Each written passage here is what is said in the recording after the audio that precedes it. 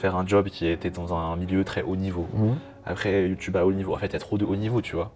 Et donc, faut que j'apprenne en fait À relâcher. faut que j'apprenne à profiter de la vie, quoi. Tu vois. Au début, t'as pas beaucoup de moyens, il faut créer du contenu. Tu sais pas forcément quoi faire, t'aimerais que ce soit plus quali, ton son, ton image, toutes les transitions, etc. Mais tu peux pas forcément, et donc il faut plutôt se débrouiller avec les moyens du bord et faire comme on peut. Vu que là je suis au max de mes capacités, peut-être lancer un club en fait au final. Moi je vois beaucoup de gens qui me disent qu'ils veulent se lancer dans la création de contenu, mais ils m'en parlent, et genre je les revois quelques mois plus tard et ils m'en parlent toujours. Salut les gars, donc on est parti pour une nouvelle vidéo, donc un podcast avec Julien Song, donc très content que tu sois Salut ici. Fias. On est là pour parler de ton parcours. Déjà, qui es-tu? Ouais, donc je m'appelle Julien Song, je suis maître international d'échecs. Et en fait, il s'avère que je documente pas mal mon parcours aussi sur les réseaux sociaux. J'ai 230 000 abonnés sur YouTube, 100 000 sur TikTok, aussi présent sur LinkedIn, sur Instagram, etc., etc. Donc bien sûr, je vous mettrai tous les réseaux en description, même si je suppose que vous le connaissez. Merci, ça fera de la pub. Grosse pub. Je prends. Et voilà, j'essaye de faire mes tournois, d'essayer de progresser aux échecs, mais j'ai toute la partie ici de création de contenu. Et aussi à côté, j'ai lancé un club d'échecs en ligne, voilà, où on est à peu près 900 membres. Et Ok. c'est aussi mon autre casquette, tu vois. Ok, c'est la première fois que ce concept de club d'échecs il a été mis en ligne en tout cas. Ouais, Donc ça a été assez novateur. Donc maintenant il y a merci. plein d'autres personnes, mais en tout cas, Ouais, il y a plus de monde, ouais. C'est plus dur qu'avant. Ouais, mais C'est le jeu. t'as plus d'expérience aussi.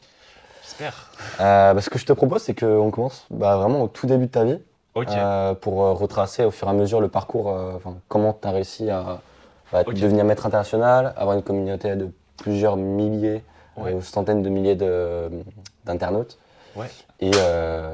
voilà, tout simplement. Ouais, Dans ton enfance, genre, en fait, j'ai appris l'échec en CE2, à l'atelier, à l'école primaire. déjà, t'habitais où? Enfin, genre, si À on fait vraiment Paris. général. Ok, Paris. tout le temps Paris. Ouais, et donc j'ai appris à l'école. Ok. Ensuite, j'ai rapidement rejoint un club et en 3 ans, je suis passé quasiment maître feed. À quel âge? Je crois fin Benjamin, au début minime, j'étais déjà à 2300, je crois, hello. Ah ouais. Ah oui, Ouais. donc t'as commencé assez tard. J'ai commencé assez tard et je suis passé assez vite Ok. 2300. Donc ce qui aide pour ça sert. Hein. Ouais, Par exemple, pour mon exemple, j'ai commencé à 7 ans les échecs ouais, et j'ai été maître feed à 15 ans ou 14 ans.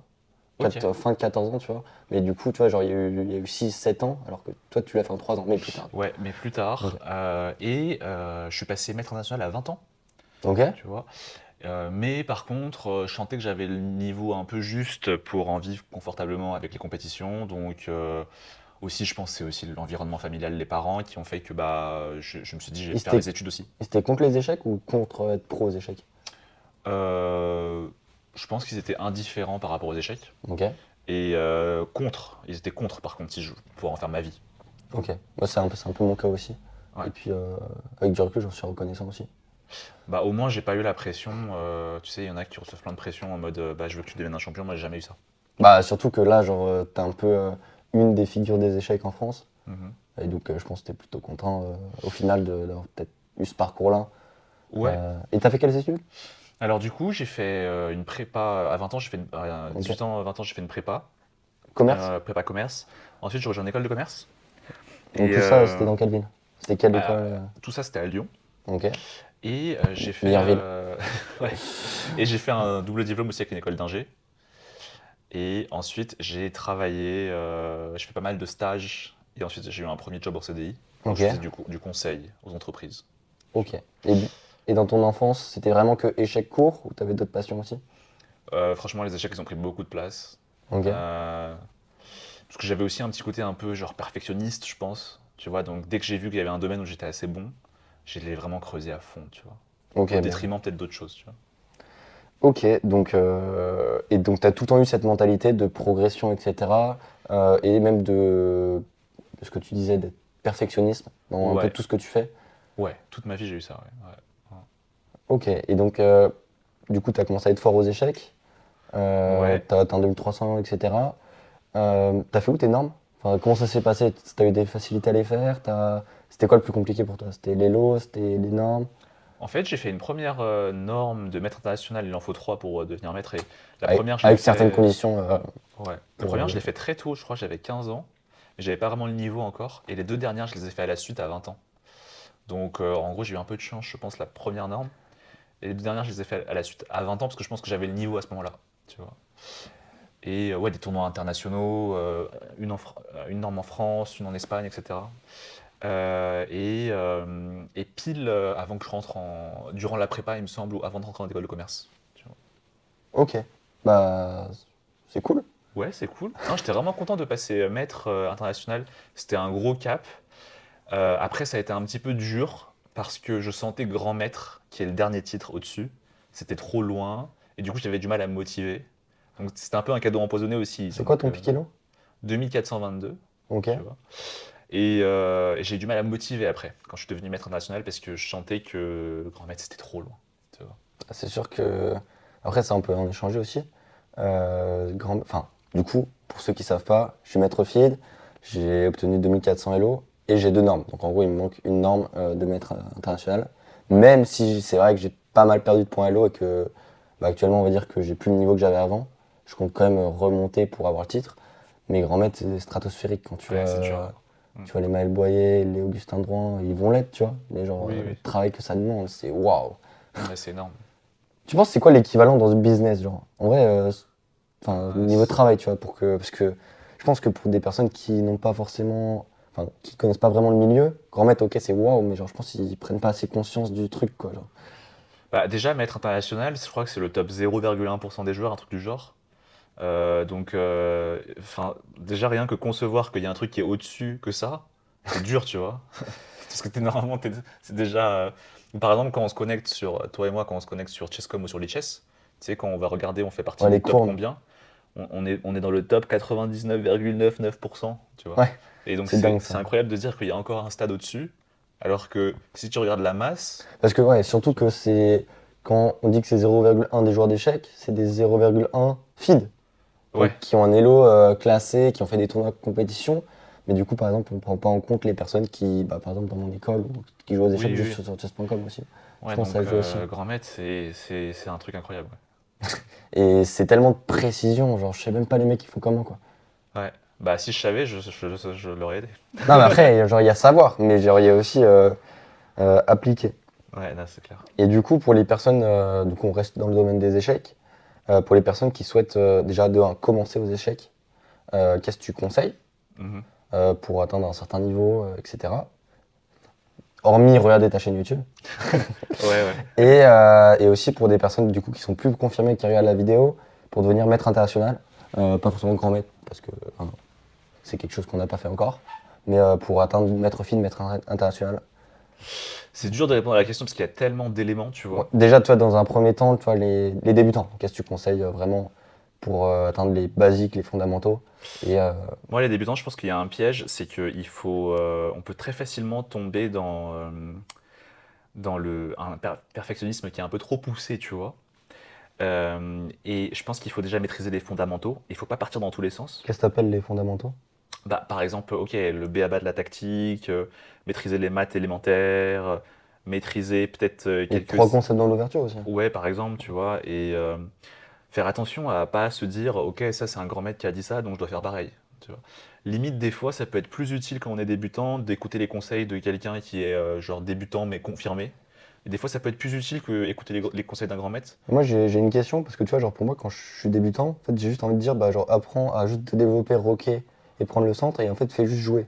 Pour toi, genre, faut plus quand même écouter, passer par une phase d'apprentissage, ou vraiment c'est juste du jeu, de la répétition. Moi, j'ai toujours été plus partisan de la pratique, d'apprendre par la pratique, plutôt que apprentissage passif où tu es là à lire, lire, lire, lire, lire, tu vois, ou regarder des vidéos de façon trop passive, tu vois.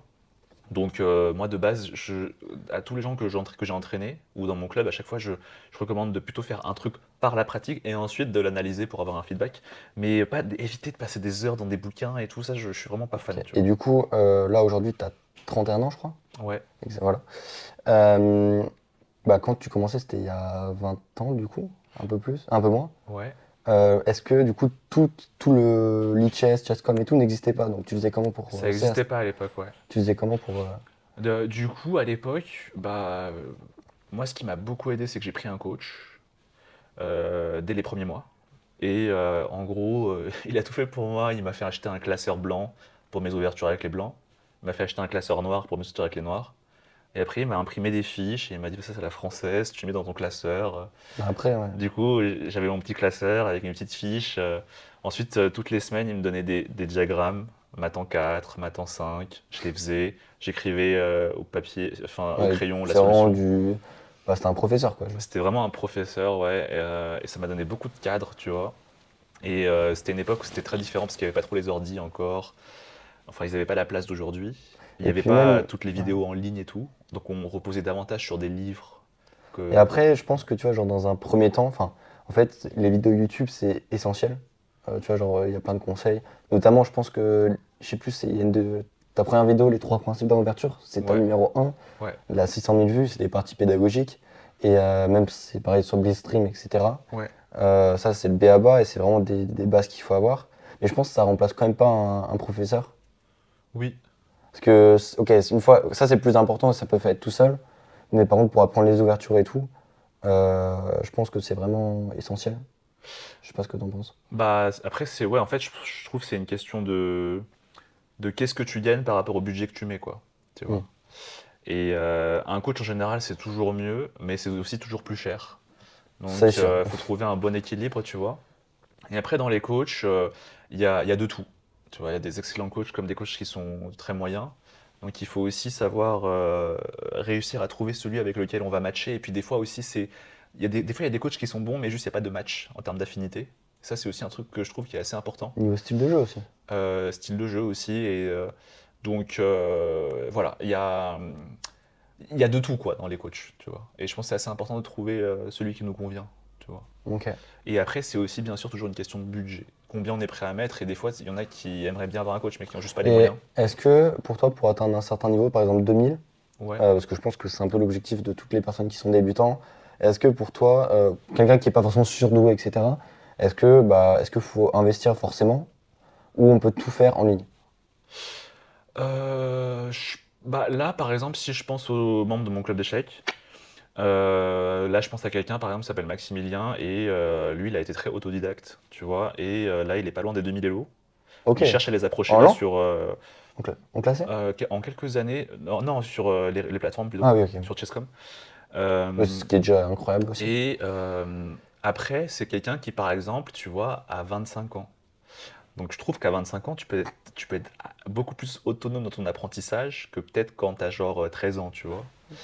Peut-être que quelqu'un qui a 13 ans, peut-être que réussir à avoir cette autonomie à cet âge et de se créer un programme d'entraînement tout seul, c'est peut-être plus difficile, tu vois. Ok. Donc peut-être que ça dépend de l'âge aussi. Mais en tout cas, ce qui est sûr, c'est que s'il y a bien une époque où c'est possible de progresser tout seul, c'est aujourd'hui. Bah, tu vois Ouais, même la multiplicité des chaînes YouTube qui sont en train de se créer et tout. ouais, Au départ, bah, tu sais, il y avait juste Bistream il y a 5 ans. ouais. Il était tout seul. Puis après, enfin, moi personnellement, quand je réfléchissais à ça, je me disais, mais personne d'autre va pouvoir rentrer dans le game, tu vois. Et Ouais, moi après, genre, je me disais ça aussi, t'es hein. arrivé, Ouais, bam! Il y a Joachim aussi qui a moins d'audience, mais qui est quand même, qui pèse dans le game, on va dire. ouais, Et là, il y en a plein de petits, enfin, tu vois, même moi, quoi. Genre, je me retrouve à. ouais. Moi j'espère qu'il y a de plus en plus de créateurs qui vont émerger. Et Ça, c'est lié à quoi, à ton avis? Parce que ouais, c'est à partir du Covid, non? ouais, je pense que c'est lié. En fait, moi, si tu veux, Joachim Mohamed, il avait déjà lancé sa chaîne YouTube Avant toi. avant moi. Ah ouais, je savais pas ça. Ouais, et en fait, quand j'ai vu que sa chaîne a commencé à prendre, je me suis dit, bah pourquoi pas moi? C'était un ami d'enfance? Enfin, d'enfance. C'était un ami? Ouais, ouais, ouais. Et donc je me suis dit, bon, bah si Joachim ça marche, pourquoi pas moi? Tu vois? Et c'est vrai que si Joachim n'avait pas lancé sa chaîne, moi je me serais dit, bon, bah c'est bon, de toute façon tout est occupé par Blitzstream, donc bon, je vais pas lancer un truc alors que tout est déjà fait. Et en fait, le fait que Joachim lance sa chaîne et que ça fonctionne, ça m'a un peu débloqué psychologiquement et je me suis dit, ah bah en fait c'est possible. Bah, t'as apporté quelque chose de genre. Bah, de toute façon, on y reviendra après. Ouais, Mais t'as vraiment apporté quelque chose de nouveau. Parce que Blitzstream, c'était vraiment. merci, je prends. Non, mais c'est vrai. Parce que Blitzstream, c'était juste du récap, entre guillemets. Et son contenu est génial ici. Tu vois, même moi, à 2300, 2400, genre, ça m'aide, etc. Ouais, Mais il n'y avait pas de vie d'un joueur d'échecs. ouais, je comprends. Et toi, tu as amené les personnes sur tes tournois, avec les vlogs, tu vois, les vlogs qu'on a fait à Dortmund et tout. Ouais, bah C'était- maintenant, tu sais, je trouve qu'avec le recul, en fait, il y a de la place pour beaucoup de monde parce que c'est aussi le match entre euh, une audience et une personnalité. Et les personnalités, il y en a tellement des différentes. Donc, en fait, je trouve qu'il y a de la place pour beaucoup de monde, en fait. Tu vois. est-ce que tu vois qui c'est Gartin? Ouais, je vois. Tu vois, genre, ce mec, il est. Comment dire? Tu vois, il est. Ok, il a un bon niveau par rapport à la globalité, mais il n'est pas forcément professionnel, etc. Ouais, Loin de là. Et genre. Enfin, le mec a une audience, le mec est trop drôle, quoi. ouais, Il ouais. base sur les échecs et tout, genre. C'est une dinguerie. Ouais, ça Je sais montre pas en si vous fait le qu'il y connaissez, a. mais Ouais, c'est un créateur de contenu qui est très très fort sur je peux, je peux, TikTok, sur Instagram, c'est je ça? peux essayer de leur dire. C'est, si vous voulez aller checker, c'est C'est Gartin. Gartin. Enfin, Ouais, Gartin.591. Voilà. ouais. Euh, Très drôle ces vidéos. Je conseille vachement. Enfin, Ouais, et tu vois, ça montre que t'as pas forcément en plus non plus besoin d'être un maître pour avoir une audience qui soit un peu liée aux échecs, tu vois. C'est bien. donc voilà. Et donc arrive le moment où tu es maître international, Ouais, t'as ton emploi. ouais. Du coup, tu m'as dit que t'étais quoi? C'était quoi ton travail? J'étais consultant. T'étais consultant, Ouais, donc après il y a ton école de commerce. ouais. Et t'es venu l'idée de lancer ta chaîne avec enfin, grâce à Joachim. Ok, ouais. Mais concrètement, ok, Joachim t'a inspiré, mais genre, est-ce que c'était quelque chose que tu voulais faire depuis tout petit, cette envie d'entrepreneuriat, ou c'est vraiment quelque chose qui t'est dit, bon, bah, Joachim le fait, pourquoi pas moi, comme tu avais dit. Enfin, comment ça t'est venu concrètement, tu vois, genre, pour En toi, c'était ta fait, voix, enfin, j'avais mon job de consultant. C'était pendant le Covid et là, j'ai démissionné. ok, ça Parce se que passait mal. j'étais un peu au bord du burn-out, trop de travail, tu vois. Et du coup, là, j'avais des économies et j'en ai profité pour faire des tournois parce que j'avais juste besoin de relâcher la pression. Et au bout d'un moment, bah, j'avais plus trop d'économies. Et donc, j'ai commencé à donner des cours d'échecs. Ok. Euh, Donc, rentrer dans le monde professionnel des échecs, entre guillemets. ouais, mais plus pour passer le temps. J'avais pas trop de projets, tu vois, Ok. particuliers. Donc, ça Et partait vraiment de rien, c'était juste en mode, j'ai juste envie de faire autre chose que alternant. Consultant, pardon. ouais, et du coup, bah, j'ai voilà, donné des cours d'échecs. Et au bout d'un moment, j'avais quand même de plus en plus d'élèves. Et c'est à ce moment-là où j'ai vu que Joachim, il avait lancé sa chaîne. Et donc, je crois qu'il était à 3000 abonnés, tu vois. Et je me suis dit, bon, bah, en fait, ça peut être un bon moyen de trouver des élèves. Et là j'ai eu l'idée de lancer ma chaîne, tu vois. Mais par exemple, je sais pas, il y a 10 ans, enfin, il n'y a pas 10 ans, mais enfin, il y a très longtemps, genre, je regardais le contenu de Blitzstream et moi, il m'était jamais venu à l'idée D'en faire aussi. d'en faire aussi. Ça, c'était un truc pour moi, enfin, Oui, j'ai c'est ok. jamais, c'est vraiment venu sur le tard, quoi. Ok, Tu vois. et du coup, tu as lancé ta chaîne du coup début 2021, Septembre 2021, je crois. mi-2021. Et un. Ouais. Et du coup, à partir de ce moment-là, ça s'est passé comment ton ascension sur YouTube? En fait, au début, c'était un peu la traversée du désert. Genre, pendant plusieurs mois, je faisais pas du tout de vues, tu vois. T'inquiète, moi aussi. Bah, t'inquiète, Si tu veux expliquer. à un moment, il y a une explosion. Non, mais je parlais Et... d'Hello Brigade. Ah, tu parles d'Hello Brigade? Tu sais, où j'ai fait genre 10 000 vues en un jour. Ah oui, toi, justement, c'est l'inverse. On se demande grâce à qui. Et ok, donc là, au début, c'est traversée du désert, parce que je faisais du contenu, mais c'était un peu dans le vent, tu vois. Et après, j'ai eu une vidéo qui a Combien de fait temps ça? plusieurs mois, franchement, je sais plus exactement, Et mais... t'as un ordre d'idée de vidéo? C'est-à-dire? Genre, t'as publié combien de vidéos avant que ça commence à. Pas mal, quand même, je trouve. Pas mal, hein, franchement. Du style? Je sais pas, peut-être 10, 20, un truc comme ça, je sais plus. Ok. Et il y a une vidéo qui a fait un peu exploser la chaîne. C'est une vidéo qui s'appelle Ce grand maître m'accuse de tricher Ah à la oui, ronde purée, 3 de oui. Dubaï. En fait, tout le monde l'a vu celle-là. Ouais, et donc en fait, bon bah, histoire un peu folle, et forcément ça a attiré des gens. Il s'est passé quoi exactement? Parce que je t'avoue que j'ai En fait, regardé la vidéo, mais. j'ai joué un grand maître au tournoi de Dubaï Mhm. qui voulait pas que je me lève, tu vois. Et du coup, à un moment, je me suis quand même levé et il m'a suivi et il m'a dit non, tu peux pas te lever. Il y a eu cette embrouille avec l'arbitre, etc. Tu Ah oui, carrément, ok, c'est vois. directement parti à l'arbitre et tout. Ouais, en gros, pour faire simple, tu vois. Ok. Et ça a fait vraiment décoller la chaîne. Et là, ça a commencé vraiment à prendre. Et là, je me suis dit, putain, ça peut être sérieux ce truc en fait. Tu vois. Et du coup, ça, est-ce que c'était quand par rapport, c'était avant qu'on se rencontre? Ah, je sais- Est-ce que tu te souviens déjà le contexte où on C'était s'est avant, je rencontrés? pense. Ok. Le contexte où on s'est rencontrés? Ouais. Je sais plus. Dis-moi. T'as aucune idée. Euh... Faudrait que. Attends, je sais plus trop. Redis-moi. En gros, on était à Ah, CJS si, je me rappelle. avec Oui. Elliot Papadiamondis, donc un très bon ami qu'on va voir ce soir d'ailleurs. Et faut que tu viennes d'ailleurs. Yes. Et du coup, bah, t'étais très, très ami avec Elliot, c'est ça? Ouais. Et du coup, vous mangez ensemble. Et moi, Elliot m'avait dit, bah écoute, je suis avec Julien, est-ce que t'es chaud de venir? Et tu sais, on avait commencé à manger une fois ou deux fois tous les trois. Il avait quitté le Ouais, je me rappelle, tournoi. ouais. Et en fait, du coup, on s'était Ouais. retrouvés tous les deux. Et du coup, on avait genre mangé deux, trois fois. Je te jure, genre, à ce moment-là, même, tu m'avais genre grave inspiré parce que bah, moi, contrairement à toi, c'était en fait depuis tout petit, je veux faire de la création vidéo. Pas forcément mon métier, Ok, c'est ouf. Waouh. mais toi, depuis que j'ai 12 ans, je suis intéressé par ça, tu vois. Genre, Ok. je suis les youtubeurs et tout, je suis en mode waouh. Enfin, je suis grave. Comment dire? Enfin, je trouve que leur métier est beau et ce qu'ils font, tu vois, genre, c'est vraiment quelque chose de cool à faire, tu vois. Ouais. Et du coup, genre, à ce moment-là, tu sais, genre, j'étais en mode waouh, trop bien, genre, je dois avoir 15 ans, genre. Toi, c'était il y a 3 ans. Et je m'en souviens, tu me parlais de ça et tout, tu me disais, ouais, trop bien. J'ai même la photo encore de ton plat, mais bref. Ah oui, c'est comme ça, ouais. Et À ce moment-là, t'avais 20 000, je crois, abonnés, un truc du style. ah ouais. Ouais. Waouh. Incroyable, parce qu'il y a j'ai 230 000. Et, L'écart est énorme, ouais. et du coup, ouais, pendant cette période-là, des difficultés quand même? On va dire de Sur. 0 à 20 000 abonnés. C'est euh, quoi les plus grosses difficultés en tant que créateur de contenu? Pas Non, forcément le échec, plus tu dur, ça a été la traversée du désert. vois. Ok. Et quand ça a commencé à exploser, en fait, là, t'as l'adrénaline, tu vois. Là, t'es juste. Ouais, et ça donne beaucoup de motivation pour produire beaucoup de contenu, tu vois. Ce moment est assez agréable, parce que tu as les moments où on doit. On va y revenir après. Ouais.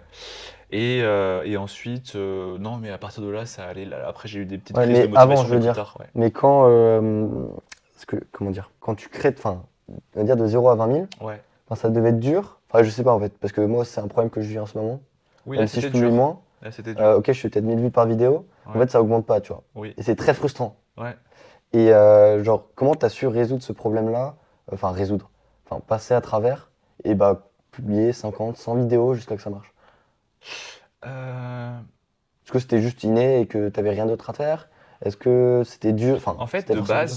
de base, en fait, avant de me lancer sur YouTube, parce que je me suis lancé sur YouTube parce que Joachim s'est lancé, en fait. Ok.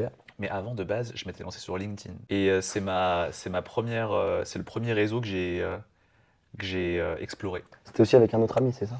Ouais, j'avais un pote qui s'appelait Thibault Louis qui a commencé à se lancer sur LinkedIn. Et il m'a dit que c'était un super réseau et tout. Et en fait, de base, j'ai commencé sur LinkedIn. Donc je, en fait, je, comme de base, j'avais déjà eu l'expérience d'un autre réseau, ça m'a donné un petit peu, on va dire, la résilience de tenir sur un nouveau. Tu vois ce que je veux dire? Ouais, tu savais déjà comment l'algorithme et tout fonctionnait, plus ou Je moins. savais que c'était un travail de long terme, tu vois. Parce que Ok. j'avais déjà vécu un peu l'expérience sur LinkedIn, Et tu vois. sur LinkedIn, du coup, t'avais développé aussi? Enfin, ce que je veux dire, t'avais pas Ouais, mal développé? Ou euh, c'était assez. ouais, j'avais pas mal développé, ouais. Ah, d'où tes nombreux élèves? Ou pas du tout? Non, mes élèves, au début, je les ai trouvés plutôt, ok, LinkedIn un petit peu, mais sinon, super prof. Super Super prof, c'est prof, génial. ouais. J'ai trouvé beaucoup d'élèves sur super prof. Ok. Ok, ok. Et donc arrive, je sais plus exactement la date, je dirais début 2022. Ouais, Ouais, c'est ça. Tu prends 100 000 abonnés en 6 mois. ok, ouais, ça c'était un moment assez incroyable. Et je crois que même, je sais plus si tu m'avais dit, mais il y a un jour où tu as fait plus d'1 million de vues la journée. Ouais. Comment. Explique-moi. En fait, Quel rythme, quelle sensation, c'est pas vraiment quelle. lié à moi, en fait. C'est qu'il y a un moment, je sais plus février de quelle année, peut-être février 2022, 2022. 2022, ouais. En fait, les shorts, ils ont été introduits sur YouTube. Auparavant, il n'y avait pas de vidéos verticales sur YouTube. Et Alors que maintenant, c'est tellement omniprésent, bah, avec maintenant, T-Bone Shape et c'est tout. omniprésent, tu vois. Et donc, bah, je me suis dit, bon, bah, 1er février, ça y est, on lance les shorts. Et je me suis mis à faire ouais, 10 fois plus de vues que d'habitude et gagner un nombre d'abonnés Et incroyable. ça, pour toi, c'est obligatoire. Par exemple, si moi, je veux me lancer là, enfin, Faire des shorts? ouais, relancer ma série, genre, je suis obligé de faire un short par jour, genre. Enfin, c'est vraiment un Bah, must-have, quoi. ouais, ouais, bah, moi je trouve les. Moi, j'aime bien les shorts parce que je trouve que ça te permet de raconter autre chose sous un autre format, des choses que tu pourrais pas forcément raconter en contenu long, tu Ouais. vois. Parce que par exemple, les shorts, tu vois, des fois, c'est juste un début d'action avec une fin, tu vois, et ça dure quelques secondes. Ouais. Bon, bah ça, c'est trop léger pour en faire une vidéo longue, tu vois. Mais ça en fait des fois des shorts hyper divertissants et Surtout avec Carlton. ouais, tu vois. Et du coup, je trouve que c'est un contenu très sympa à explorer et ouais, c'est vraiment bien pour toucher beaucoup plus de monde, tu vois. Et donc, ouais, tu gagnes 100 000 abonnés, ça fait quoi, genre? Bah, quand j'ai eu les 100 000 abonnés, ouais, j'étais vraiment très content. Je me rappelle, j'ai reçu le trophée, j'étais Il est vachement là-bas, le trophée. ému. Ouais, j'étais vachement ému, c'était assez incroyable. Après, ça a été plus dur. Tu vois, quand j'ai dépassé les 100 000 abonnés, après, c'est dur c'est un peu comme quand je suis passé maître international. C'est-à-dire que l'autre palier, tu as l'impression qu'il n'y a plus de palier à atteindre après, Parce tu as qu'un du mal à million, c'est quand te... même vraiment au-dessus, quoi. Ouais, t'as du mal à te motiver en fait après, tu vois. D'ailleurs, tu vises le million? Euh... Non, non, là Bah, tu vois, je suis à 230 000 abonnés et c'est quelque chose que je regarde aujourd'hui, le nombre d'abonnés, mais je me rappelle à une époque, c'était un petit peu le premier truc que je regardais, le nombre d'abonnés. Maintenant, Plus les statistiques YouTube, comment? bah maintenant c'est plus est-ce que j'ai fait des vues avec mon contenu? Si oui, c'est plutôt bon signe. Sinon, ça veut dire que mon contenu n'était pas top, faut le changer. Je suis moins regardant sur le nombre d'abonnés, tu vois. En Ok. fait, que j'ai 230 000 ou 220 ou 240, tu vois, là, je suis un peu indifférent. Et, euh, et pour toi, c'est une question bête, hein. Ouais. Mais après avoir 100 000 abonnés, t'es toujours une personne normale? Dans quel sens? Parce que tu vois, genre, je pense que pour toutes les personnes qui regardent la vidéo, même pour moi, tu vois, genre, Ouais. 100 000 abonnés, c'est une dinguerie, tu vois. Ouais. Mais pour avoir entendu d'autres youtubeurs, en fait, ça change rien. Ta vie quotidienne, tu veux dire? Ouais, tout, genre. Bah, en fait, bah, si tu veux, ok. Dans ma vie quotidienne, ça change rien. Je suis toujours moi avec Ah ouais, c'est toujours je suis génération. toujours moi avec mes problèmes, etc. Après, c'est vrai que à partir de 100 000, c'est vrai que souvent non, il arrive qu'on te reconnaisse dans la rue. Là, il m'arrive ça assez souvent. Ça arrive assez souvent qu'on me reconnaisse à l'extérieur. D'ailleurs, tu sais, genre, après avoir fait mes vidéos à Brigade, Ouais. genre, on m'a reconnu 3 ou 4 fois dans la rue. Genre, une fois, genre, À Lyon? je revenais de soirée, à Ok. minuit, minuit, et demi, Incroyable. 1 heure, et tu sais, j'étais vraiment comme ça, genre. Ouais. Tu sais, j'étais avec mes écouteurs, j'étais fatigué. Bref, je te fais pas le dessin. Yes. Et là, il y a un mec, je sens, il me fixe. Un peu, j'étais dans le quartier de Guillotière. Uhum. Enfin, ouais, c'est un quartier qui craint à Lyon. Et j'étais en mode, bah, T'es en mode, c'est bizarre, tu il vois. cherche la merde. Et après, il vient me voir et tout, il me dit, ah, c'est Phileas et tout. Moi, je suis en mode, ouais, pourquoi? Il me dit, ah, je suis un abonné et tout. Et au final, ce mec, je lui ai donné des cours. Ok. Ouais. C'est une dinguerie, tu vois. Mais, ok, voilà, j'ai un peu divagué. Bah ouais, Euh, c'est ça, c'est ça. Bah si tu veux, là par exemple, quand je sors, en général, ça peut arriver, on peut me reconnaître très souvent, ouais. Très ok. souvent. Et donc, une fois que tu as cette audience, du coup, là, Ouais, tu as totalement arrêté, enfin, tu avais totalement arrêté d'être consultant. ouais, Tu vivotais un petit peu avec les cours. ouais, Enfin, vivoter, c'est peut-être pas le terme, mais ouais. c'était peut-être pas stable. Et donc là, du coup, tu te professionnalises en tant qu'influenceur. Uhum. Comment tu fais pour passer d'un hobby, entre guillemets, Ok. à quelque chose de vraiment pro et pour monétiser toute cette audience-là? Donc, tu m'avais parlé de ton école en ligne, par exemple. Ouais. C'est quoi les processus? Déjà, comment ça te vient l'idée? Parce que c'était très novateur. Comment tu as mis ça en place? Les difficultés? Bah en gros, quand je faisais du coaching privé, Mhm. j'avais une vingtaine d'élèves. Et au bout d'un moment, bah T'étais à combien de l'heure environ? j'étais, je crois que j'étais à 70 et puis ça a monté à Ok. 80 et que c'est petit à petit.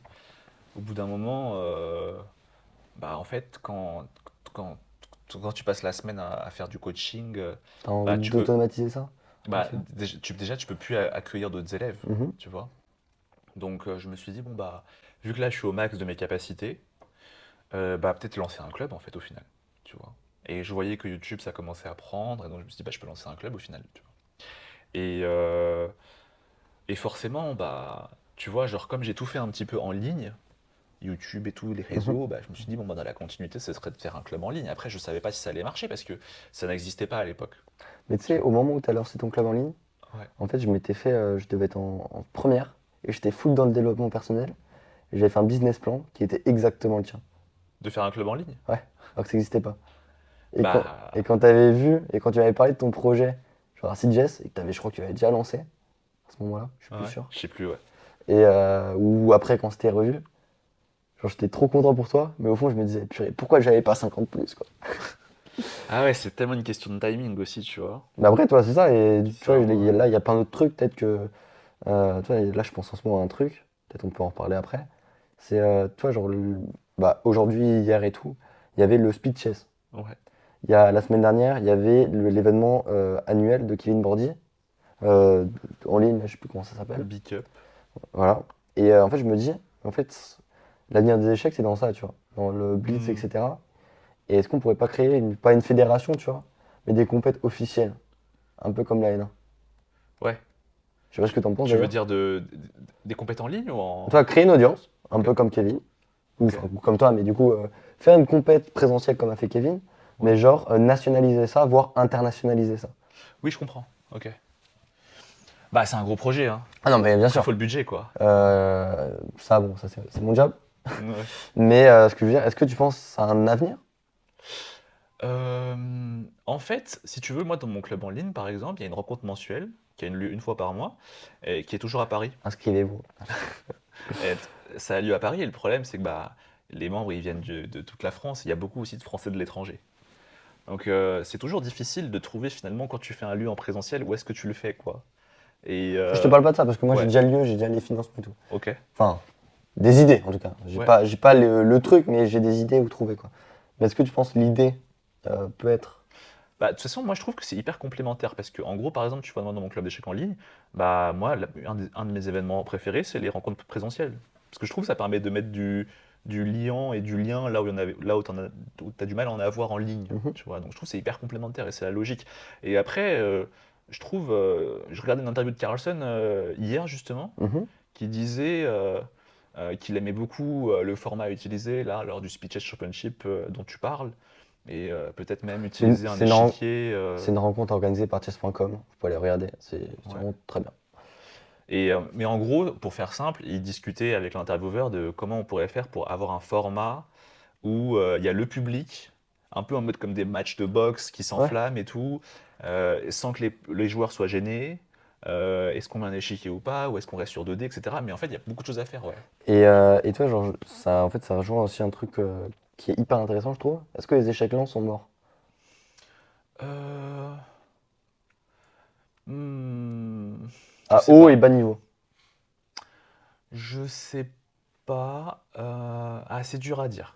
Parce que moi, mon point de vue sur ça, c'est en fait, je suis un joueur, bah, tu me connais, qui est très attaque, etc. et tout. Ouais. Et bah, tu vois, genre la beauté du jeu, sacrifier des pièces, etc. Enfin voilà. D'ailleurs, on a fait des parties avec des pions de dames, enfin, où on voyait pas les pièces de l'échiquier, Hmm. et ça illustre bien dans ces parties-là. Et, pour nous montrer, tu vois, genre cette année, j'ai fait 4 tournois de Blitz avec bah, les meilleurs joueurs français, donc des Maxime Lagarde, des Christian Bauer, des Marc, des Morizi, des Maël Ouais. Boyer, enfin que des joueurs à 25-26. Et les 4 tournois, je les ai gagnés. Ok, Ok. sauf le championnat de France, où bah, voilà, c'était trop dur, mais voilà. Et je suis très bon dans ces gardances-là, et toi, je performais à 26. Je dis pas que c'est mon niveau, mais tu vois, genre, je suis nettement au-dessus par rapport à mon niveau lent. Et je trouve que, comment dire, les échecs lents, d'où ma grosse baisse. Bon, il y a eu d'autres facteurs. Mais en fait, toi, genre aux échecs lents, j'essaie aussi d'apporter cette touche-là. Ah, Mais en fait, c'est beaucoup plus dur parce que c'est beaucoup plus théorique. Du coup, si tu sors de la théorie, c'est-à-dire que c'est mauvais. Et donc, tu peux le faire contrer une fois sur deux par des jeunes qui apprennent tout par cœur. mhm. Et en plus de ça, tu sais, il y a trop de temps pour réfléchir. Ouais. Et du coup, pour moi, genre, ou même rapide, tu vois, c'est bien. Et du coup, pour moi, l'avenir, c'est blitz rapide, tu vois. Ouais. Enfin, en tout cas, moi qui me fait kiffer, tu vois. Le lent, ça commence à m'ennuyer un peu, tu vois. Ouais, je comprends. Écoute, je trouve que si tu veux, bah, je trouve que ouais, enfin, on va plus vers un monde blitz et rapide. Tu vois, moi ça me dérange pas particulièrement, enfin pourquoi pas. Les échecs lents après, et je trouve qu'il reste cette dramaturgie, il y a un côté un peu, tu sais, genre quand t'as réfléchi 4-5 heures de suite et finalement tu Je dis pas que perds, ça doit tu pas vois. exister, mais tu vois, la Ouais, cadence phare, là, c'est lent. Et je trouve ça dommage parce que, tu vois, genre, tu vois, par exemple, si tu veux être MI, oui, t'es obligé de faire du lent. ouais, Tu peux pas faire un tournoi en performant à 27 en blitz ou en rapide. ouais. Enfin, je dis pas que après, tu vois, genre, faudrait d'autres conditions parce que tu sais, genre, c'est plus aléatoire et du coup, le titre est moins valorisant. Mais je trouve ça dommage que tu sais, il y ait que le lent et tu sais, genre, Blitz et Rapide, c'est genre annexe. Je comprends. Enfin voilà, c'est le seul truc qui. Donc là, on va rebasculer un petit peu sur toi en tant qu'influenceur. Ouais. Là, sans parler de ce qu'on a parlé avant, tu sais, en mode, ouais, qu'est-ce que ça a changé dans ta vie? Est-ce que déjà tu conseilles d'être influenceur? Est-ce que Mhm. c'est quelque chose que tu trouves, est-ce que déjà tu trouves que c'est un vrai métier? Parce que souvent on dit, bah ouais, fais un vrai métier, tu vois. Enfin, c'est très mal vu de la société, Mhm. en sachant que c'est très aléatoire aussi. Mhm. Donc déjà, est-ce que tu conseilles ça? Quelles sont les limites, enfin les prérogatives que tu as envie de donner? Moi, si tu veux, Ok, c'est un nouveau métier qui est en train de se structurer. Mhm. On le voit avec, tu sais, il y a eu une loi récemment pour encadrer un peu plus les pratiques liées à l'influence. Ça disait quoi cette loi? Bah, par exemple, enfin, il faut mentionner obligatoirement quand tu as une collaboration commerciale, etc. Ok. Il faut mentionner, il me semble, quand les photos sont retouchées, par exemple, ce genre de choses. Bref, on sent que ça commence à être enfin, davantage encadré par la loi. C'est une bonne chose, je trouve, tu vois.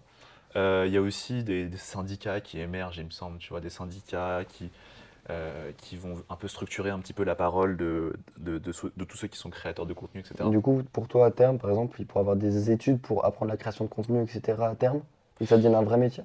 Euh, En vrai, enfin, c'est souvent comme ça, tu vois. En gros, il s'avère que c'est déjà un métier et en fait, il faut que ça soit structuré et encadré par la loi. Oui, enfin, c'est Et un vrai métier, mais est-ce que du coup, à ouais, terme, tu penses que c'est quelque chose qui va être beaucoup plus structuré d'un point de vue de la loi et d'un point de vue sociétal? ouais, je pense. Je pense que enfin, c'est clairement un phénomène et qui est amené à durer, je pense. Et, euh, et le signe que ce soit davantage encadré, réglementé, c'est le signe que effectivement c'est un truc qu'on essaie d'intégrer D'avenir, quoi. ouais, qu'on essaie d'intégrer à la société pour que tout se passe bien, tu vois. Mhm. Attends, j'ai oublié la question. C'était quoi la question? Enfin, est-ce que tu conseillerais ça pour quelqu'un qui vient de s'y Ah, lancer? Parce que c'est aussi, tu vois, genre, c'est très dur aussi. Tu vois, genre, entre guillemets, t'as percé, ouais. mais toutes les personnes ont pas forcément les aptitudes à plaire aux gens, entre guillemets. Je parle Hmm. d'un point de vue création de contenu, hein, je parle pas. Moi, je pense que Enfin, moi j'ai fait un choix de parcours que je trouve qui est pas mal et je recommanderais plutôt ça. C'est que, en gros, moi j'ai d'abord fait beaucoup d'études, ensuite j'ai eu un travail on ne peut plus classique, tu vois. Mhm. Et c'est uniquement après que finalement j'ai tenté ma chance. Il Et s'avère que ça marchait. bah, moi j'ai bien aimé cette façon de faire parce qu'en gros, même si ça fonctionnait pas, Est-ce que pour à tout toi, moment ouais. j'aurais pu revenir en arrière, tu vois.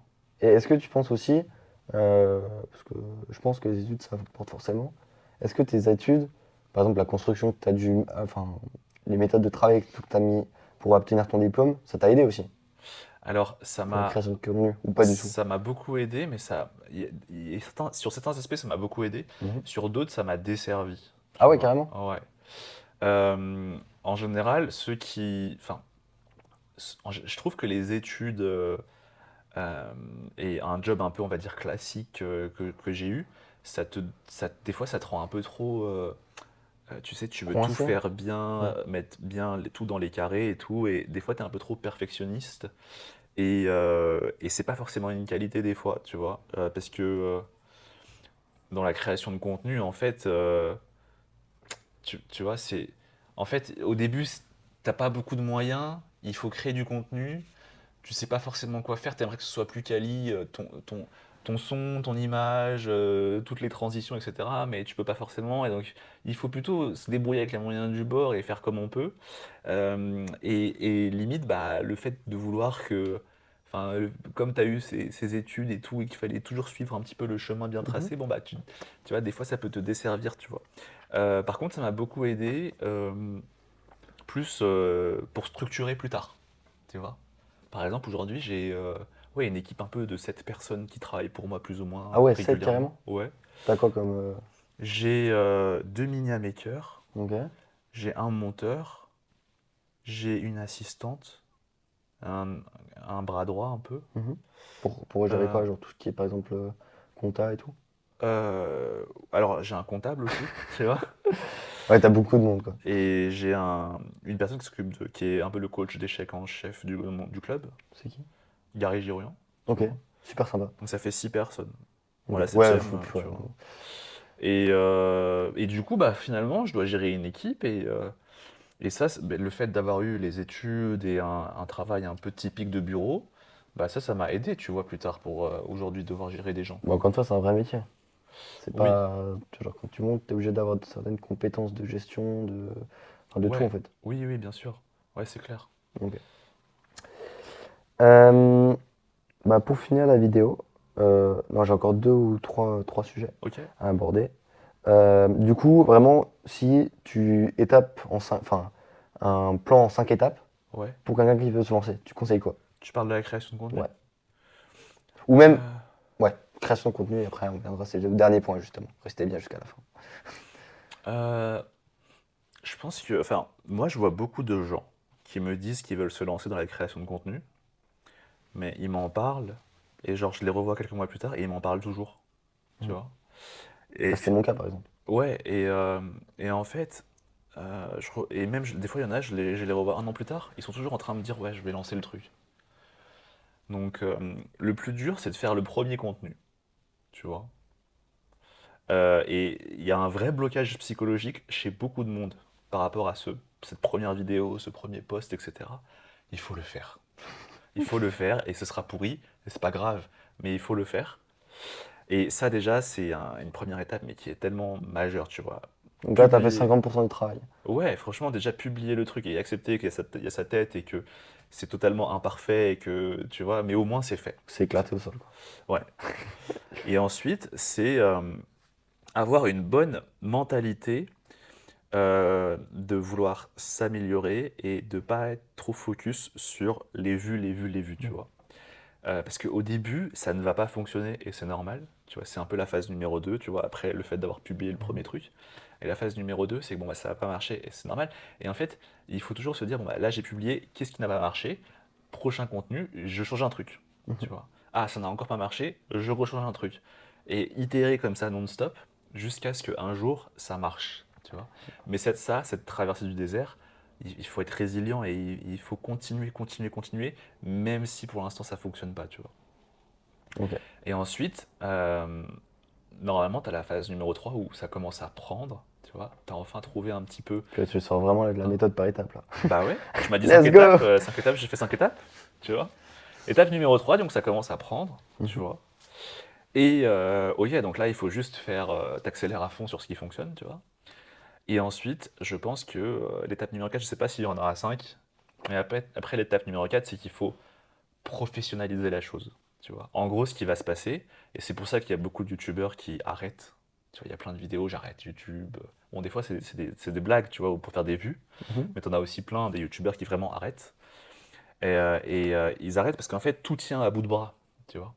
Et c'est un peu des cas plats quoi, genre s'il y en a un qui tombe. Ouais, c'est qu'en fait, ils produisent le contenu et en fait, tout dépend d'eux. Et du coup, bah, en fait, au bout d'un moment, burn-out, tu vois. Mhm.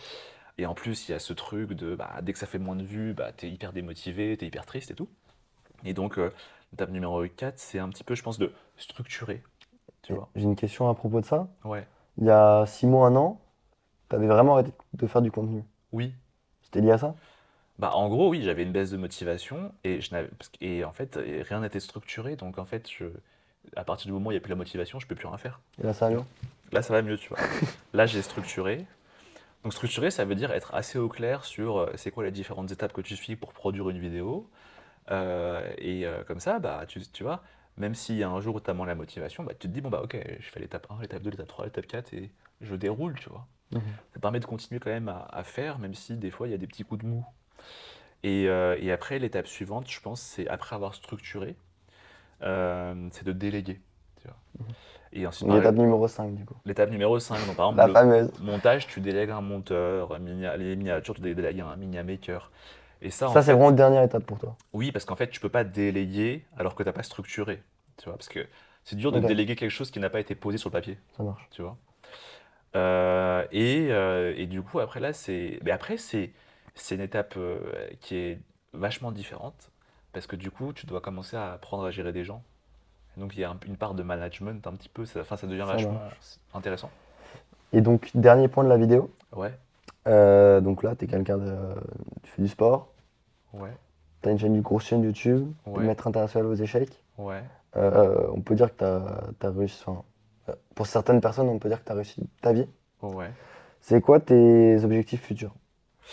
Bah là, c'est ok, continuer tout ça, mais là, j'aimerais plus bah, prendre du temps pour moi, tu Vie de vois, vie famille. perso.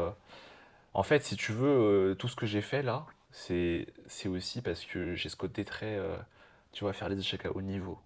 Et ensuite, YouTube faire à haut les niveau. études à haut niveau.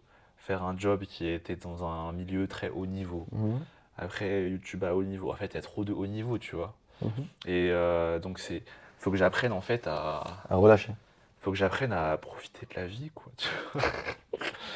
Et Bon, tout en faisant en sorte que tout ce que j'ai fait, bah, continue. continue, quoi. Tu vois. Donc là, c'est vraiment, en fait, pour toi, t'as atteint un stade genre, qui est en mode, qui est suffisant, que t'as envie de continuer, mais pour l'instant, t'as envie de structurer ça pour que ça bouge pas.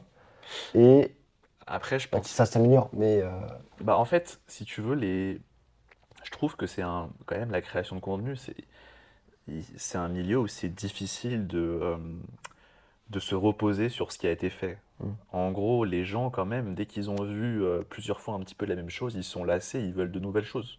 hmm. Donc c'est quand même un milieu où il faut sans cesse se renouveler. Mais se renouveler, ça veut pas dire... Enfin, tu vois, genre même le fait d'innover, ça peut se structurer. Par exemple, quand j'étais consultant, il y avait beaucoup de grands groupes dans lesquels je travaillais, ils avaient un département innovation. Ok. Donc en fait, tu vois, même le fait d'être créatif, Tu peux employer quelqu'un, enfin, ouais. déléguer ça à quelqu'un ou en mode. Ok. Parce que tu vois, innover dans une entreprise, ça revient à être créatif dans la vie de tout un chacun. Ouais. Et en fait, tu vois, même la créativité, c'est quelque chose que finalement tu peux euh, structurer, tu vois. Ok. Bah, trop bien. Je suis pas trop partisan en mode, ah, je me réveille, j'ai une idée de génie, tu vois. Même la création, c'est quelque chose, enfin, le fait d'innover, c'est quelque chose Ça marche. Et du coup, pour résumer tout ça, c'est quoi le succès dans la vie? Genre, toi, succès. non, mais qu'est-ce qui aurait fait? Enfin, qu'est-ce qui fera ou. Enfin, c'est quoi ta vision? Genre en mode, vas-y, là, j'aurais réussi ma vie. Genre. Ta vision idéale. Qu'est-ce qui fait une Euh, vie réussite? Waouh, grosse question. C'est très dur, hein, et ça change. Ouais. Mais actuellement, genre. En fait, je sais pas si. En fait, tu sais, souvent quand je me pose cette question, Mhm. ça a tendance à me déprimer. Parce que du coup, je me dis, ah, il faudrait ça, il faudrait Du coup, ci. c'est peut-être justement se pas trop, se poser trop de questions. Bah, en fait, c'est assez bizarre. J'ai l'impression il faut quand même avoir des objectifs, un plan pour avancer sur ce qu'on aimerait être peut-être dans 1, 2, 5 ans. Mhm. Et je pense que c'est indispensable. Mais en même temps, il faut réussir au quotidien à être dans une forme de légèreté et de vivre l'instant présent. Parce que sinon, si t'es constamment drivé par le truc, ah non, putain, dans 1 an, dans 2 ans, je serai comme ci, comme ça, en fait, du coup, t'arrives jamais à profiter vraiment. Ok. Donc c'est assez paradoxal, il faut en même temps penser le long terme, mais toujours rester dans le présent. C'est super dur, je trouve. Bah, sur ce, les gars, on vous laisse. C'est une belle parole de fin, hein. Et puis voilà. Donc j'espère que ça vous aura plu. Tu veux ajouter quelque chose ou pas? Non, merci à toi. N'hésitez pas à suivre mes chaînes, regardez ma newsletter et mon club d'échecs, c'est bon, j'arrête. Non, mais de toute façon, je mettrai tout ça en lien. Mais de toute façon, je pense que toutes les personnes ici, ou la majorité, bah, te connaîtront. Yes. Et Merci à puis, toi. et puis voilà. Puis on va faire pas mal de contenu là, que ce soit ensemble ou séparément. Yes. Donc bah, n'hésitez pas à follow les deux chaînes. Abonnez-vous. Let's go! Bon bah écoutez les gars, c'était Filou. Ciao!